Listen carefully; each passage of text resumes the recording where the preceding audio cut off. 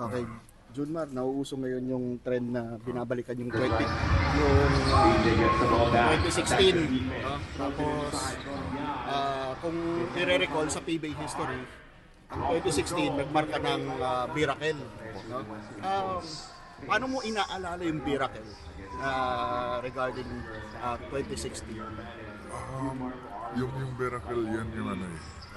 Isa yun sa pinaka-paborito ko championship. Kasi nga, mahirap yun. Zero to hero nga yung tawag yun. Yun yung ano, yun yung isa sa pinaka... Kung tinatanong ako kung ano yung pinaka-paborito ko, yun yung ano, yun yung sagot ko. Tapos...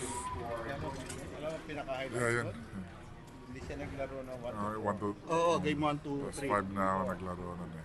Di pa nga namin alam kung tinatanong nga namin kung game 3 maglalaro siya. Diba? So ano na ako sa game 5 na ako nakalaro nun kasi nasa sideline na ako nun. Yun na. Nakuha pa rin namin yung ano, nakuha namin yung championship nun. Sobrang hirap nun. Credit kay Pops at sa mga teammates ko nung ano. Yun, no? Yung ano sa Lakuya yan si sila Gabi. So, lahat ng sila JR, lahat ng mga teammates ko doon. Credit sa kanila. Sila rin yung dahilan kung ba't kami nakuha namin yung championship. And nung time na yun, parang how would you recall na paano tumibay ang San Miguel after that? Yung Miracle na ngayon dinadala nyo pa rin. Yung ano... Kumbaga sa Dota, yung paano nag-level up. No? yung ano kasi... yung ano namin doon, hindi kami nag-give up nung yung ini-expect ng mga tao na matalo na kami sa series, pero hindi kami nag-give up na nakuha pa rin namin manalo ng tatlong sunod.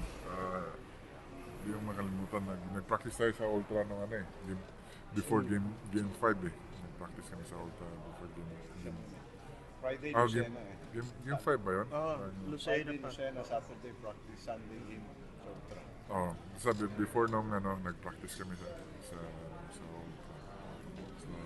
yun yung ano, kita namin doon na huwag lang tayo mag-iba, meron na tayo na one game at a time. So, yun, doon nagsimula yung ano.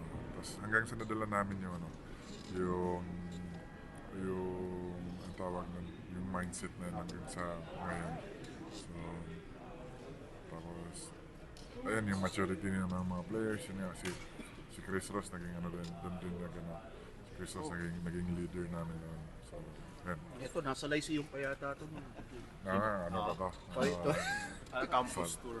Campus tour ka. Campus tour pa lang ako. Heartthrob pa siya ng heartthrob pa siya ng... Hard trump pa.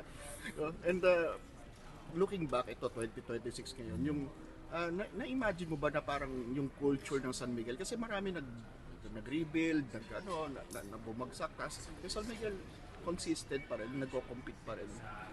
Yung culture naman kasi ng San Miguel, before us panahon, maano na yung culture ng San Miguel eh. Nasa taas na yung culture ng San Miguel.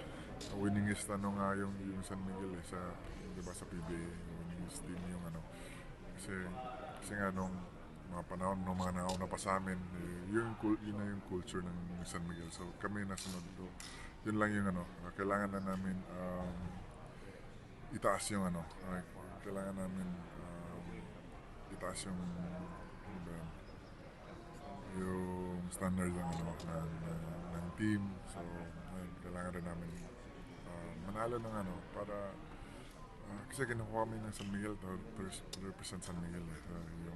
Para makakuha ng maraming championship as much as possible. So yun din yung ginagawa namin. So binibigyan namin yung best namin. So, kaya yan. And looking back, iladala kayo natira. Diba? Si Marcio na lang, si Chris Ross, Coach Leo, yung mga assistant coaches nandun pa eh, no? Yung karamihan. No? Karamihan. So, how do you feel na, yun nga, looking back yung 2016 na yan, yung mga kaibigan na na-form mo sa team, no? Parang naging lifelong friends mo, yan, bumabalik pa rin sila Arvin, sila Alex, no? Yung San Miguel, may ano yung San Miguel eh. Kaya, di ba, yung pag sa ibang team, pag na-trade ka na rin, hindi ka na bumabalik sa ano. Yung mga teammates namin, na yung nag-retire na, yung iba na-trade na. Pag nagkikita kami, pag may laro kami, pumapasok na sila sa dugout namin. So, ganun kami close sa mga teammates namin before. So, yun yung naging ano namin. Yun yung naging yung samahan namin. Yung samahan ng San Miguel. So, And in the future, pag sinabing Miracle 2016, ikikwento mo sa mga mas bata, ano yung lagi mong sasabihin? na wag mag-give up kahit down kayo 0-3, wag kayo mag-give up sa sa series. Laro lang yan, bigyan niyo lang yung best niyo. Hindi natin alam, di ba? Malay natin mag-turn around yung series. So yun yung nangyari sa amin. So hindi kami nag-give up din. Yun nga nangyari, nag-turn around yung series. Eh, singit ko lang nung nakikita mo si CJ noong 2016, akalain mo ba maging kakampi? O diba, nag-30 puntos pa ng Siya yung pero makikita mo na future lang siya na taas tumalon eh. Oo. No? So future ng PBA. So, yun. Eh, thank you, Jun.